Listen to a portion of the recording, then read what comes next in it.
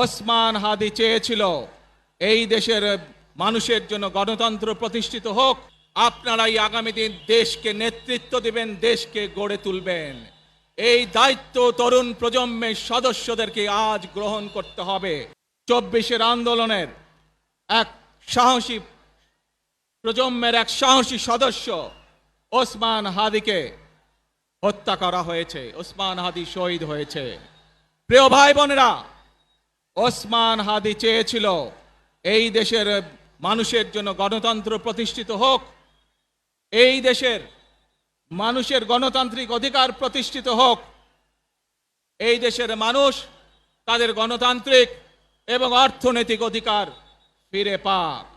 আজ 24-এর আন্দোলনে যারা শহীদ হয়েছেন, ওসমান হাদি সহ 71-এ যারা শহীদ হয়েছেন, বিগত স্বৈরাচারের সময় বিভিন্নভাবে খুন-গুমের শিকার হয়েছেন, এই মানুষগুলোর রক্তের ঋণ যদি শোধ করতে হয়, আসুন আমরা আমাদের সেই প্রত্যাশিত বাংলাদেশ গড়ে তুলব, যেখানে আমরা সকলে মিলে কাজ করব, যেখানে আমরা সকলে মিলে আমাদের প্রত্যাশিত বাংলাদেশকে গড়ে তুলব। প্রিয় ভাই বোনেরা, বিভিন্ন আধিপত্যবাদ শক্তির গুপ্তচরেরা বিভিন্নভাবে ষড়যন্ত্রে এখন লিপ্ত রয়েছে। আমাদেরকে ধৈর্যশীল হতে হবে, আমাদেরকে ধৈর্য ধারণ করতে হবে। বিশেষ করে তরুণ প্রজন্মের যে সদস্যরা আছেন, আপনারাই আগামী দিন দেশকে নেতৃত্ব দিবেন, দেশকে গড়ে তুলবেন।